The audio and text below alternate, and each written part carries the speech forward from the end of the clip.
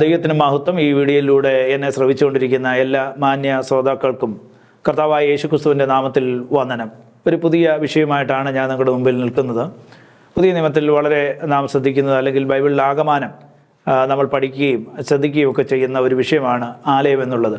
യഹൂദന്മാരെ സംബന്ധിച്ചോളം ദൈവത്തിൻ്റെ ആലയം, അവർക്കായി പണികഴിപ്പിച്ചിട്ടുള്ള യെരുശലേമിലെ ആലയം അവരുടെ ഏറ്റവും പ്രധാനപ്പെട്ട അവരുടെ ആരാധനാ കേന്ദ്രമായിരുന്നു, അവരുടെ അഭിമാനമായിരുന്നു, അവരുടെ കീർത്തിയായിരുന്നു. ആലയം എന്നത് ഏറ്റവും പ്രധാനപ്പെട്ട ഒരു വിഷയം തന്നെയായിരുന്നു. എന്നാൽ ആലയത്തോടുള്ള ബന്ധത്തിൽ യേശു പറഞ്ഞു, ഞാൻ ഈ മന്ദിരത്തെ പൊളിച്ച് 3 ദിവസം കൊണ്ട് പണിയുമെന്ന് യേശു പറഞ്ഞപ്പോൾ അതിനെക്കുറിച്ച് യഥാർത്ഥത്തിൽ ഗ്രഹിക്കാൻ കഴിഞ്ഞില്ല എന്ന് നമുക്ക് കാണാൻ കഴിയുന്നുണ്ട്.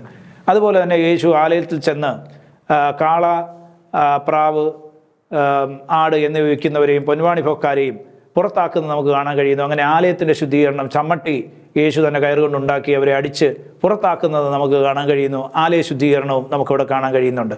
എന്തുകൊണ്ടാണ് യേശു ആലയത്തെ അങ്ങനെ ശുദ്ധീകരിച്ചത്? എന്തുകൊണ്ടാണ് ഈ വ്യവസ്ഥകളോട്, അവിടെ നടന്ന വ്യാപാരങ്ങളോട് യേശു ഇഷ്ടപ്പെടാഞ്ഞത്? നമുക്കറിയാം, ആ വ്യാപാരങ്ങളെ നമ്മൾ നോക്കുകയാണെങ്കിൽ അവിടെ യഹൂദന്മാർക്ക് അല്ലെങ്കിൽ ഇസ്രായേൽ മക്കൾക്ക് ദൈവം കൊടുത്ത പ്രമാണം അനുസരിച്ച് നമുക്ക് മനസ്സിലാക്കാൻ കഴിയുന്നു, യാഗങ്ങൾ അവർക്ക് ആവശ്യമായിരുന്നു. യാഗങ്ങൾ അവർക്ക് ആവശ്യമുണ്ടായിരുന്നത് കൊണ്ട് അവിടെ സ്വാഭാവികമായി യാഗങ്ങളുമായി ബന്ധപ്പെട്ട ബിസിനസ്സുകളും ഉണ്ടാകുമെന്ന് നമുക്ക് മനസ്സിലാക്കാൻ കഴിയും. എന്നിട്ടും യേശു എന്തുകൊണ്ടാണ് ചമ്മട്ടിയെടുത്ത് ഈ ആലയത്തിൽ ഉണ്ടായിരുന്ന വ്യാപാരം നടത്തിയവരെ പുറത്താക്കിയത് എന്ന് നമ്മൾ ചിന്തിക്കേണ്ടതായിട്ടുള്ള ഒരു കാര്യമാണ്. മൂന്നാമതായി, യേശുവും ശമരിയക്കാരി സ്ത്രീയുമായിട്ടുള്ളൊരു സംഭാഷണം നമുക്ക് കാണാൻ കഴിയുന്നുണ്ട്. അപ്പോൾ യേശു പറയുന്നു, ഈ മലയിലും അതുപോലെ തന്നെ യെരുശലേമിലുമല്ല ദൈവത്തെ ആരാധിക്കേണ്ടത്. സത്യനമസ്കാരികൾ പിതാവിനെ സത്യത്തിലും ആത്മാവിലും ആരാധിക്കുമെന്നും, അതേപോലെ ആരാണ് ഈ സത്യനമസ്കാരി എന്നും നമുക്ക് ഈ ഭാഗത്തിലൂടെ നമുക്ക് മനസ്സിലാക്കാൻ കഴിയണം. ഈ കാര്യങ്ങളിലേക്ക്, ഈ ചോദ്യങ്ങൾക്ക് അല്ലെങ്കിൽ ഈ സംശയങ്ങൾക്കുള്ള മറുപടിയാണ് ഈ ചെറിയ സന്ദേശത്തിലൂടെ ഞാനിന്ന് നിങ്ങൾക്കായി നൽകുവാൻ ആഗ്രഹിക്കുന്നത്.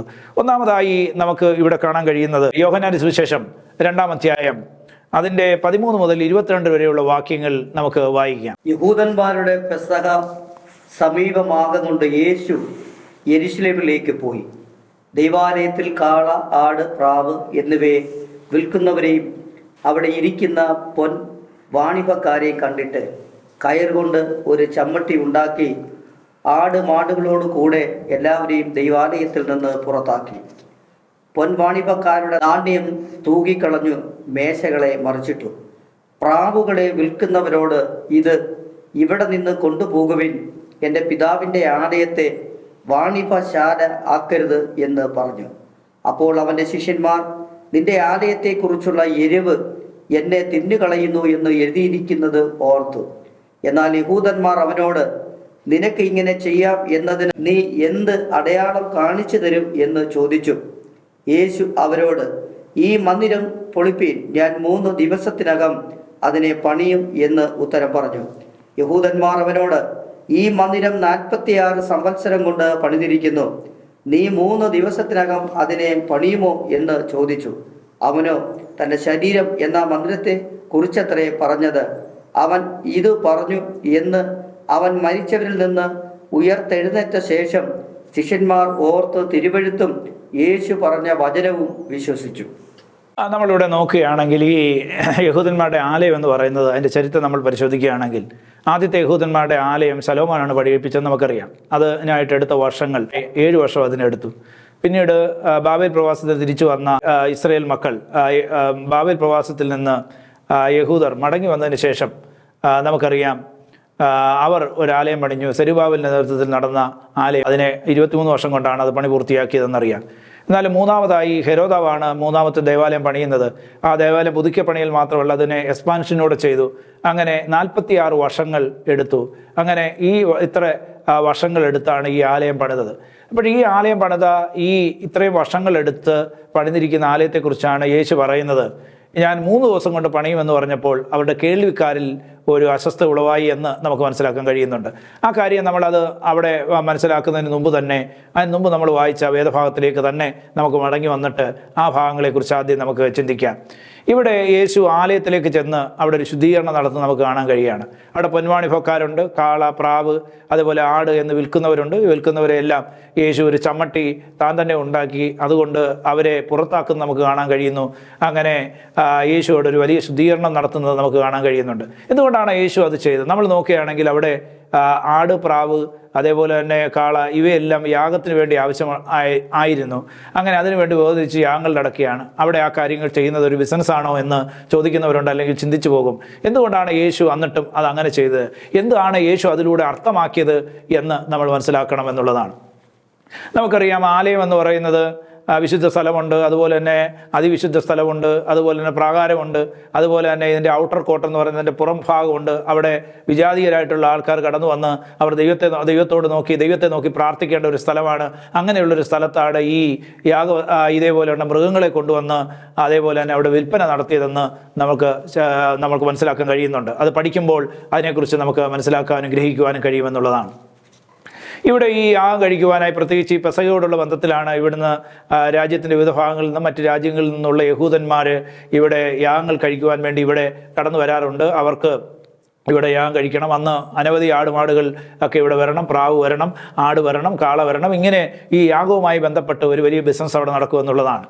അപ്പോൾ ഈ പെസഹയ്ക്ക് മുമ്പ് ഒരു യഹൂദനാണെങ്കിൽ അവന് 20 വയസ്സുള്ള ഒരു ആൺകുട്ടിയായി കഴിഞ്ഞാൽ, ഒരു 20 വയസ്സായി കഴിഞ്ഞാൽ അവൻ ടെമ്പിളിൽ അല്ലെങ്കിൽ ആലയത്തിന് വേണ്ടി 1/2 ഷെക്കേൽ അവർ ടാക്സായി കൊടുക്കണമെന്നുള്ളതാണ്. അപ്പോൾ 1/2 ഷെക്കേൽ അവർ അടയ്ക്കണം. ഈ 1/2 ഷെക്കേൽ അവർ രാജ്യത്തിൻ്റെ വിവിധ ഭാഗങ്ങളിൽ നിന്നും മറ്റ് രാജ്യങ്ങളിൽ നിന്നും കടന്നു വരുമ്പോൾ അവർ ഈ ഷെക്കേലല്ല ഉപയോഗിക്കുന്നത്, അതാത് രാജ്യങ്ങളിലുള്ള കറൻസിയാണ് അല്ലെങ്കിൽ കോയിനായിരിക്കും അവിടെ ഉപയോഗിക്കുന്നത്.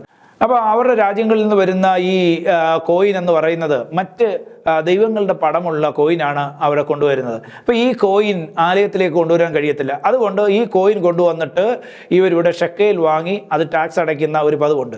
അതുപോലെ തന്നെ അവർ പല സ്ഥലങ്ങളിൽ നിന്ന് കടന്നു വരുമ്പോൾ ഇവർക്ക് മൃഗങ്ങളെയും കൊണ്ടുവരിക എന്നുള്ളത് അസാധ്യമായിട്ടുള്ളൊരു കാര്യമായതുകൊണ്ട് ഇവിടെ കടന്നു വന്ന് ആലയത്തിൽ പുരോഹിതന്മാർ വേർതിരിച്ചിരിക്കുന്ന ഈ മൃഗങ്ങളുണ്ട്, അവയെ കാശ് കൊടുത്ത് വാങ്ങി അതിനുശേഷം യാഗത്തിനായിട്ട് അവർ കൊടുക്കുന്നത് നമുക്ക് അവിടെ കാണാൻ കഴിയുന്നുണ്ട്. അപ്പോൾ ഇങ്ങനെ ഒരു കസ്റ്റമാണ് അവിടെ നടന്നുകൊണ്ടിരുന്നത്. എന്നാൽ ഇവർ പല രാജ്യങ്ങളിൽ നിന്നും പല സ്ഥലങ്ങളിൽ നിന്നും അവർ ഏതെങ്കിലും തരത്തിലുള്ള മൃഗങ്ങളെ കൊണ്ടുവന്നാൽ പോലും ആ കാലഘട്ടത്തിൽ, യേശുവിൻ്റെ കാലത്ത് ഇവർ അംഗീകരിക്കുകയില്ല. കാരണം ആ കൊണ്ടുവരുന്ന യാഗമൃഗത്തെ അവർ അംഗീകരിച്ചു കഴിഞ്ഞാൽ ഇവർക്ക് ഉണ്ടാക്കാൻ കഴിയുന്ന വലിയ ലാഭം ഉണ്ടാക്കാൻ കഴിയത്തില്ല. കാരണം പുറത്തുണ്ടായിരിക്കുന്ന ആടുമാടുകളെക്കാൾ 10 ഇരട്ടിയിലധികം ചാർജ് വർദ്ധിപ്പിച്ചാണ് ഇവിടെ ഇവർ കൊടുക്കുന്നത്. അങ്ങനെ എന്നിട്ട് ഈ യാഗം അവിടെ നടത്തുകയാണ്. ആരെങ്കിലും ഒരു ഊനമില്ലാത്ത വ്യവസ്ഥ പ്രകാരം കൊണ്ടുവന്നാലും ഇത് ഊനമില്ലാത്ത ആണെന്ന് സ്ഥിരീകരിക്കാതെ തന്നെ അതിനെ പുറത്താക്കും. അത് മുഖാന്തരം ഇവിടുന്ന് വലിയ വില കൊടുത്ത് അത് വാങ്ങിക്കുമെന്നുള്ളതാണ്. നമുക്കറിയാം, നമ്മുടെ ചില പ്രത്യേക സ്ഥലങ്ങളിലൊക്കെ നമ്മൾ യാത്ര ചെയ്യുമ്പോൾ നമ്മൾ സാധാരണ വാങ്ങിക്കുന്നതിനേക്കാൾ അധികം കാശ് കൊടുത്ത് ചിലത് വാങ്ങിക്കേണ്ടതായിട്ടുള്ള ഒരു നിർബന്ധം നമ്മുടെ മേൽ വരും. ഉദാഹരണത്തിന്, നമ്മളൊക്കെ പുറത്തേക്കൊക്കെ യാത്ര ചെയ്യുന്നവർ, എയർപോർട്ടിൽ നമ്മൾ ചെല്ലുമ്പോൾ നമുക്കറിയാം, പുറത്ത് ഒരു കോഫിക്കോ ടീക്കോ 10 രൂപയോ അല്ലെങ്കിൽ 12 രൂപ കൊടുക്കുന്ന സമയത്ത് അകത്ത് ചെല്ലുമ്പോൾ 100 150 ആകും. ഒരു സ്നാക്സിന് വേണ്ടി 100 150 അവിടെ മുടക്കേണ്ടതായിട്ട് വരും. ഇതുപോലെ തന്നെ ഈ ആലയത്തിൽ വരുമ്പോൾ പുറത്തുനിന്ന് വാങ്ങിക്കൊണ്ടുവരുവാൻ അനുവദിക്കാത്തത് കൊണ്ടും അവിടുന്ന് കൊണ്ടുവരുന്ന മൃഗങ്ങളെ അംഗീകരിക്കാത്തത് കൊണ്ടും ഇവർ പറയുന്ന വലിയ വില കൊടുത്ത് ഇത് വാങ്ങിക്കേണ്ട ഒരു തരത്തിലേക്ക് വരും. അങ്ങനെ സാധാരണക്കാർക്ക് യാഗം കഴിക്കുവാൻ വളരെ എക്സ്പെൻസീവ് ആയിട്ടുള്ള ഒരു സംഭവമായിട്ട് മാറുമെന്നുള്ളതാണ്. അതുകൊണ്ട് അവർക്ക് ദൈവത്തിൻ്റെ അനുഗ്രഹം പ്രാപിക്കുവാനോ അവരുടെ പാപത്തിന് പരിഹാരം വരുത്തുവാനോ ഒന്നും കഴിയാത്ത ഒരു വലിയ ബുദ്ധിമുട്ടിലൂടെ കടന്നു പോകുന്ന ഒരു കാലഘട്ടമാണ് യേശുവിൻ്റെ ഈ കാലഘട്ടം എന്ന് പറയുന്നത്. ഇങ്ങനെ ഒരു സാഹചര്യത്തിലാണ് യേശു വരുന്നത് എന്ന് നമുക്ക് കാണാൻ കഴിയുന്നു. ഞാനിങ്ങനെ ഒരു സംഭവം കേട്ടിട്ടുണ്ട്. തമിഴ്നാട്ടിലൊരു ചർച്ചിൽ ഒരു ദൈവദാസൻ കടന്നു പോകുമ്പോൾ അവിടെ അനുഗ്രഹത്തിൻ്റെ തട്ട് എന്ന് പറയുന്ന ഒരു മാസത്തിൽ, ഒരു വർഷത്തിൽ ഒരു പ്രത്യേക ദിവസമുണ്ട്. ആ അനുഗ്രഹ തട്ടെന്ന് പറഞ്ഞു കഴിഞ്ഞാൽ ഒരു സാധനം ഒരു സാധനം ഒരു തട്ടിനകത്ത് വെച്ചിരിക്കുകയാണ്. അത് അനുഗ്രഹം കൊണ്ടുവരുന്നതാണ്. അത് ലേലം വിളിച്ച് ആ ചർച്ചിൽ എടുക്കുമെന്നാണ് അവർ പറയുന്നത്. അപ്പോൾ ആ ലേലം വിളിച്ചത് കിട്ടുന്ന ആ വ്യക്തിക്ക് ഏറ്റവും കൂടുതൽ ലേലം വിളിച്ച് അവസാനം അത് പിടിക്കുന്ന ആൾക്കാണ് ഈ അനുഗ്രഹത്തിൻ്റെ അല്ലെ ബ്ലെസ്സിങ് തട്ടെന്ന് പറയുന്ന ഈ തട്ട് അവർക്ക് ലഭിക്കുന്നത്. ഇത് കൊണ്ടുവച്ച് കഴിഞ്ഞാൽ ആ വീട്ടിൽ ആ വർഷം മുഴുവൻ വലിയ അനുഗ്രഹം ഉണ്ടാകും. അങ്ങനെ സമ്പന്നന്മാർ അത് കാശ് കൊടുത്ത് അത് വിളിച്ച് ആ വീട്ടിലേക്ക് കൊണ്ടുപോവുകയാണ്. അങ്ങനെ ഇരിക്കുമ്പോൾ ഒരു മനുഷ്യൻ നിന്ന് കരയുകയാണ്. എന്ന് പറഞ്ഞാൽ നിലവിളിച്ച് കരയുകയാണ്. ഒരു ദൈവദാസൻ അവിടെ കടന്നു ചെന്നപ്പോൾ അദ്ദേഹത്തോട് ചോദിച്ചു, എന്തിനാണ് കരയുന്നത്? ഇനി എന്ന് ഈ അനുഗ്രഹം എൻ്റെ വീട്ടിലേക്ക് വരുമെന്ന് പറഞ്ഞ് അദ്ദേഹം വാവിട്ട് കരയുന്നതാണ് കണ്ടത്. എന്നാൽ അർത്ഥം എന്ന് പറഞ്ഞു കഴിഞ്ഞാൽ, പൈസ ഉള്ളവർക്ക് മാത്രം അനുഗ്രഹം എന്നുള്ള ഒരു നിലയിലേക്ക് കാര്യങ്ങൾ പോവുകയാണ്. അതുപോലൊക്കെ തന്നെയാണ് ഈ കാര്യങ്ങൾ. ഇവിടെ അധികം കാശ് ഉപയോഗിച്ചെങ്കിൽ മാത്രമേ ഇവിടെ യാഗം കഴിക്കുവാൻ കഴിയൂ എന്നുള്ള ഒരു സാഹചര്യത്തിലേക്ക് വന്നു. സാധാരണക്കാരന് യാഗം കഴിക്കാൻ കഴിയാത്ത ഒരു അവസ്ഥയിലേക്ക് ഇതൊരു വലിയ വ്യാപാരമായി മാറിക്കഴിഞ്ഞു. അതുകൊണ്ട് യേശു ഒരു തരത്തിലുള്ള വ്യാപാരത്തെ അംഗീകരിക്കാത്തത് കൊണ്ട് എൻ്റെ ആലയം പ്രാർത്ഥനാലയം എന്ന് വിളിക്കപ്പെടും, എന്നാൽ നിങ്ങളോ അത് കള്ളന്മാരുടെ ഗുഹയാക്കി മാറ്റി. അതുകൊണ്ടാണ് യേശു അവിടെ കോപിക്കുന്നതും യേശു അവിടെ യേശു അവിടെ ചമ്മട്ടി ഉണ്ടാക്കി ഈ വിൽക്കുന്നവരെയും വാങ്ങുന്നവരെയും പൊന്മാണിഭക്കാരെയും എല്ലാം പുറത്താക്കുന്നതും നമുക്ക് കാണാൻ കഴിയുന്നത്. ഇപ്പോൾ ഇവിടെ നടക്കുന്നത് ഒരു പ്യുവർ ബിസിനസ് മാത്രമാണ് നടക്കുന്നത്. ജനങ്ങളോടുള്ള ഒരു താല്പര്യവുമില്ലാത്ത ഒരു രീതിയിലേക്കാണ് പോകുന്നത്. ഇവിടെ ജനമല്ല ദൈവമല്ല ഇവിടെ വിഷയമായിരിക്കുന്നത്. പണം എല്ലാത്തിനും എല്ലാമായി മാറുന്ന ഒരു സമൂഹത്തിൽ അതിൻ്റെ ശുദ്ധീകരണം ആവശ്യമാണ്. ദൈവത്തിൻ്റെ ആലയം പ്രാർത്ഥനാലയമാണ്. അവിടെ എല്ലാവർക്കും ആശ്വാസം ലഭിക്കേണ്ട ഒരു സ്ഥലമാണ്. പ്രത്യേകിച്ച് മറ്റ് വിജാതീയരായി വരുന്ന ആൾക്കാർ താമസിക്കേണ്ട ഈ കോട്ടിൽ ഈ വ്യാപാരമുള്ളത് കൊണ്ട് സാധാരണക്കാർക്ക് അല്ലെങ്കിൽ വിജാതീയരാർക്ക് വന്ന് പ്രാർത്ഥിക്കാൻ കഴിയാത്ത ഒരു സാഹചര്യത്തിലേക്ക് വന്നു. ആ ഒരു സാഹചര്യത്തിലാണ് യേശു ഇവിടെ ചമ്മട്ടി ഉപയോഗിക്കുന്നത് നമുക്ക് കാണാൻ കഴിയുകയാണ്. രണ്ടാമത്തെ ഭാഗത്തേക്ക് വരാം. രണ്ടാമത്തെ ചോദ്യം എന്ന് പറയുന്നത് യേശുവും ശമരിയക്കാരി സ്ത്രീയുമായിട്ടുള്ള ഒരു സംഭാഷണമാണ് നമുക്ക് കാണാൻ കഴിയുന്നത്. യോഹന്നാന്റെ സുവിശേഷം 4-ാം അധ്യായം 21-ാം വാക്യത്തിൽ അത് നമുക്ക് കാണാൻ കഴിയും. യേശു അവനോട് പറഞ്ഞത്, സ്ത്രീയെ, എൻ്റെ വാക്ക് വിശ്വസിക്കാൻ, നിങ്ങൾ പിതാവിനെ നമസ്കരിക്കുന്നത് ഈ മലയിലും അല്ല യെരുശലേമിലുമല്ല എന്നുള്ള നാഴിക വരുന്നു. നമുക്കിവിടെ അറിയാം, യേശുവും അതുപോലെ തന്നെ ശമരിയിലൂടെ കടക്കുകയാണ്. ശിഷ്യന്മാരോട് കടന്നു പോകുമ്പോൾ ശമരിയക്കാരി സ്ത്രീ അവിടെ വെച്ച് നമുക്ക് കാണാൻ കഴിയുന്നുണ്ട്. ശമരിയക്കാരി സ്ത്രീയും യേശുവും തമ്മിലുള്ള ഒരു സംഭാഷണത്തെയും നമുക്കവിടെ മനസ്സിലാക്കാൻ കഴിയുന്നുണ്ട്. ആ സംഭാഷണത്തിൽ യേശു പല കാര്യങ്ങളും പറഞ്ഞു. യേശു ക്രിസ്തു അവർക്ക് 5 ഭർത്താക്കന്മാരുണ്ടായിരുന്നു, ഇപ്പോഴുള്ള ഭർത്താവല്ല എന്ന് പറയുന്നുണ്ട്. യേശു ഒരു പ്രവാചകനാണെന്ന് അവൾക്ക് മനസ്സിലായി. അതുപോലെ തന്നെ ആരാധനയെക്കുറിച്ചൊക്കെ അവിടെ സംഭാഷണം വന്നു. അവിടെ ശമരിയക്കാരി സ്ത്രീ പറയുന്നു, നിങ്ങൾ യഹൂദന്മാർ പറയുന്നു യെരുശലേമിലാണ് ആരാധിക്കേണ്ടത്, ഞങ്ങൾ ഈ മലയിൽ ആരാധിച്ചു പോകുന്നു. എന്താണ് ഈ പറയുന്നതിൻ്റെ അർത്ഥമെന്ന് നമ്മൾ മനസ്സിലാക്കുകയാണെങ്കിൽ, ഈ മല എന്ന് പറയുന്നത് ഇവിടെ ശമരിയക്കാർ പാർത്തിരുന്ന ഈ സ്ഥലത്ത് അവരുടെ മലയുടെ പേര് ഗെരിസീം എന്ന മലയാണ് അവിടെ ഉണ്ടായിരുന്നത്. ഈ ഗെരിസീം മലയുടെ പ്രത്യേകത എന്ന് പറഞ്ഞാൽ ശമരിയക്കാർ അവിടെ ഒരു ആലയം പണിതു. അവർ വിചാരിച്ചു, അവർ പഠിപ്പിച്ചു, ഈ ആലയമാണ് യഥാർത്ഥ ആലയം, ഇങ്ങനെ ഒരു ആലയം മാത്രമേ ഉണ്ടാകാവൂ എന്ന് അവർ പഠിപ്പിച്ചു. എന്നാൽ യഹൂദന്മാർ യെരുശലേമിൽ അവരുടെ ആലയം അവിടെ ഉണ്ട്. അവർ പഠിപ്പിച്ചു, ഇവിടെയാണ് ആകെ ഒരു ആലയം, ഇവിടെ മാത്രമേ ആലയം ഉണ്ടാകൂ, ഇവിടെയാണ് ദൈവത്തിൻ്റെ സ്ഥാനത്ത്, ഇവിടെയാണ് യാഗങ്ങൾ കഴിക്കേണ്ടത്, എല്ലാവരും പെരുന്നാളിനായി ഇവിടെ വരണം.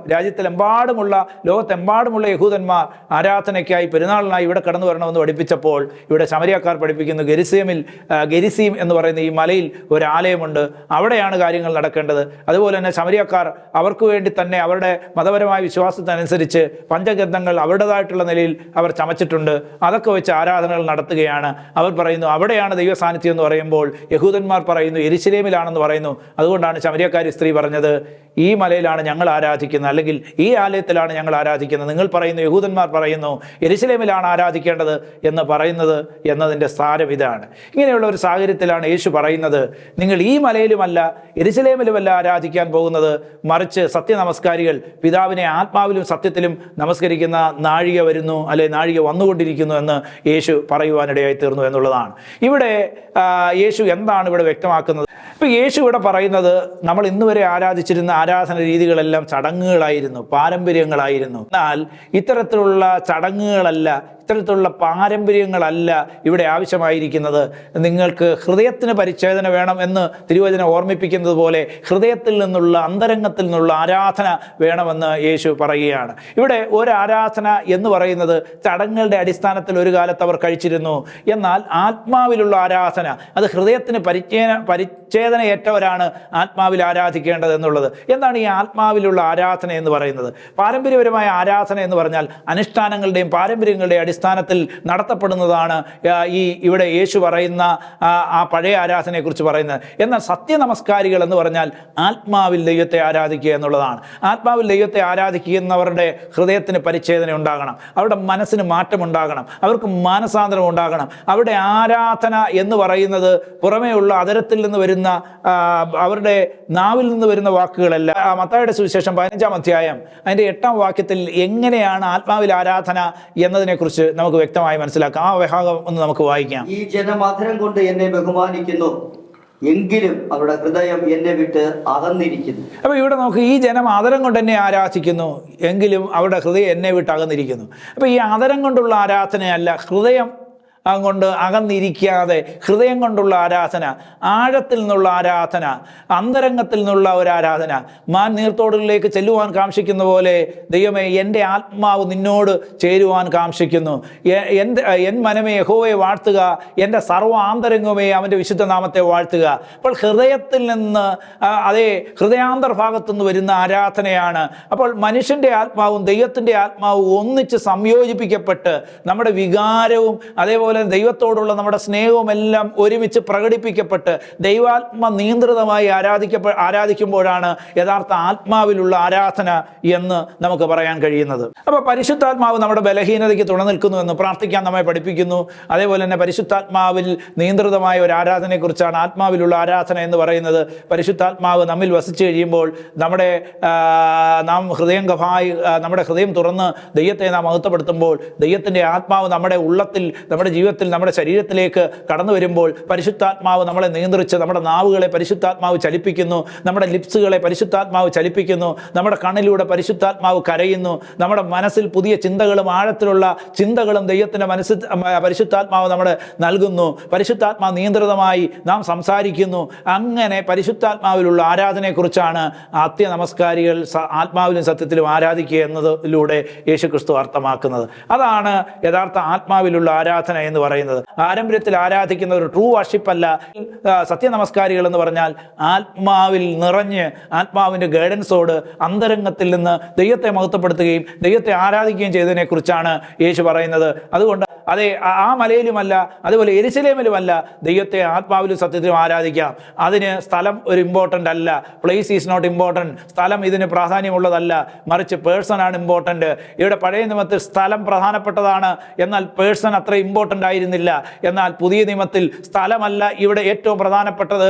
ഇവിടെ ഏറ്റവും പ്രധാനപ്പെട്ടത് വ്യക്തിയാണ്. ഇവിടെ യേശുവിനെ ആരാധിക്കുക എന്നുള്ളതാണ്. യേശുവിലേക്ക് ജനം തിരിയുക എന്നുള്ളതാണ്. നാം എവിടെ സ്ഥലം ആരാധിക്കുവാൻ തിരഞ്ഞെടുക്കുന്നു എന്നുള്ളതല്ല, ആരെയാണ് ആരാധിക്കുന്നത് എന്നുള്ളതാണ് ഏറ്റവും പ്രധാനപ്പെട്ടത് എന്നത്. പഴയ നിയമത്തിൽ റിച്വൽ ആയിരുന്നു ഇമ്പോർട്ടൻ്റ്, ഈ പുതിയ നിയമത്തിൽ റിലേഷൻഷിപ്പാണ് ഇമ്പോർട്ടൻ്റ്. പഴയ നിയമത്തിൽ അതായത് ചടങ്ങായിരുന്നു പ്രധാനപ്പെട്ടത്, എന്നാൽ ഇവിടെ ബന്ധമാണ് ഏറ്റവും പ്രധാനപ്പെട്ടത് എന്ന് നമ്മൾ മനസ്സിലാക്കണം. മൂന്നാമതായി യേശു പറയുകയാണ് 46 വർഷം കൊണ്ട് പണി കഴിപ്പിച്ച ആലയം. അവിടെ യേശു പറയുകയാണ് 3 ദിവസം കൊണ്ട് അതിനെ തകർത്ത് ഞാൻ പണിയുമെന്ന് പറഞ്ഞപ്പോൾ യേശുവിൻ്റെ ആ വാക്കുകളെ അവർക്ക് ഗ്രഹിക്കാൻ കഴിഞ്ഞില്ല.